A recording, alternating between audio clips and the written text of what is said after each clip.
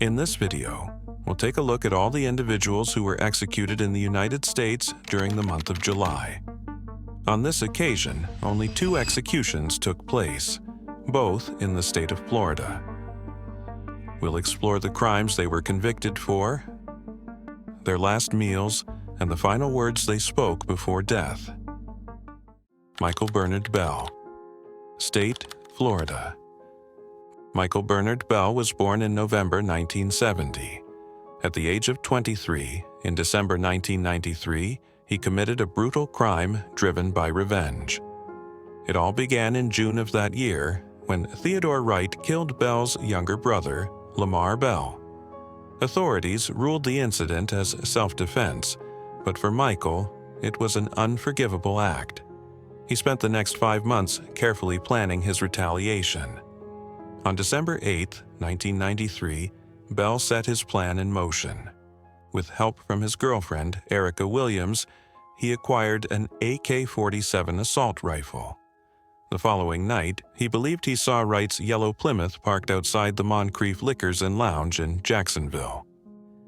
Unaware that Wright had already sold the car to his half-brother, Jimmy West, when West, 22, exited the lounge with Demecca Smith, 18, and another young woman, Bell quietly approached the vehicle.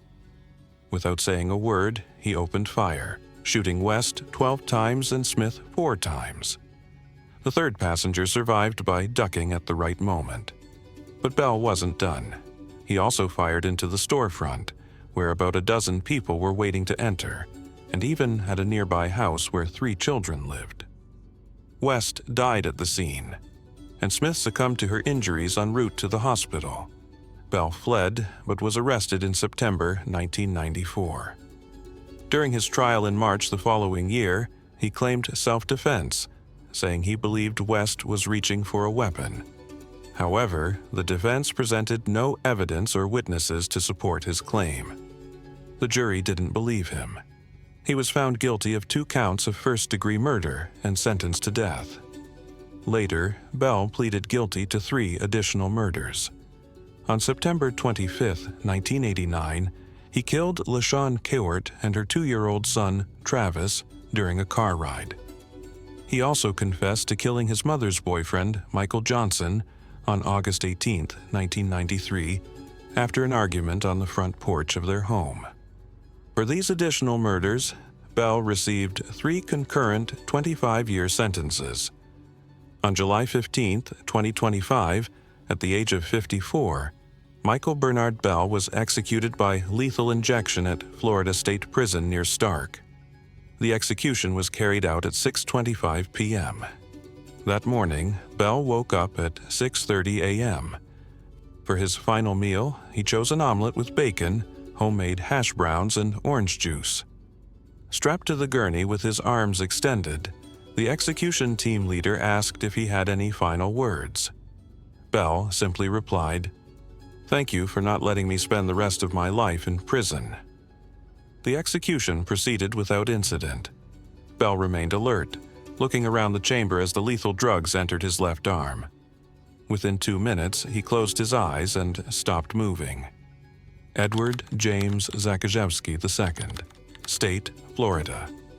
Edward Zakrzewski was a technical sergeant in the U.S. Air Force, originally from Kalamazoo, Michigan. In 1986, while stationed in Montana, he met Sylvia, a South Korean woman he married after she became pregnant. The couple had 2 children, Edward and Anna. Between 1989 and 1992, Zakrzewski was stationed in South Korea and later transferred to Eglin Air Force Base in Florida. The family settled in Mary Esther, Okaloosa County. Sylvia faced discrimination while living in South Korea due to her marriage to an American and having biracial children. Their relationship further deteriorated after moving to the United States. The marriage had been strained for some time, and Zakrzewski had told a neighbor on 2 occasions that he would rather kill his family than go through a divorce. The tragedy occurred on June 9, 1994. That morning, Edward III called his father at work to tell him that Sylvia wanted a divorce. During his lunch break, Zakrzewski went to a military store. bought a machete, and returned to finish his shift. That night, he arrived home before his family and hid the machete, a crowbar, and a rope in the bathroom. When Sylvia arrived home, she sat alone in the living room. Zakrzewski approached her from behind and struck her in the head at least twice with the crowbar. Though she was rendered unconscious, she was still alive. He dragged her to the bedroom, hit her again, and strangled her with the rope, ending her life. He then called his son Edward into the bathroom under the pretense of brushing his teeth. Once the boy entered, Zakrzewski attacked him with the machete. Edward tried to defend himself and sustained a slash to the wrist, but the following blows to the head, neck, and back proved fatal. Defensive wounds on his arms showed he had fought back. Afterward, Zakrzewski called 5-year-old Anna into the bathroom. According to his own testimony, he struck her as soon as she walked in. Forensic evidence indicated she was kneeling by the bathtub when the attack occurred. She had defensive cuts on her arm and elbow. Following the murders, Zakrzewski drove to Orlando and boarded a flight to Hawaii. While in Hawaii, he changed his name to Michael Green and lived with a family running a religious commune. After about 4 months, the family happened to watch an episode of Unsolved Mysteries featuring Zakrzewski's photo. The next day, October 15, 1994, Zakrzewski turned himself in to local authorities. He pleaded guilty to all 3 counts of first-degree murder, and the case proceeded to sentencing. The jury recommended the death penalty for the murders of Sylvia and Edward. For Anna's murder, the jury was split 6-6, resulting in a life sentence recommendation. On April 19, 1996, Circuit Judge G. Robert Barron sentenced Zakrzewski to death for all 3 murders.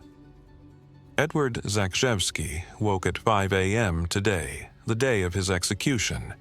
For his last meal, he had fried pork chops, fried onions, potatoes, bacon, toast, root beer, ice cream, pie, and coffee. On July 31, 2025, at the age of 60, Edward James Zakrzewski II was executed by lethal injection at 6 p.m. at Florida State Prison near Stark. Florida Governor Ron DeSantis, who signed the death warrant on July 1st, did not intervene. When asked for his final words, Zakrzewski spoke several phrases, but they were inaudible to witnesses. If clearer information becomes available, it will be shared in the comments section of this video.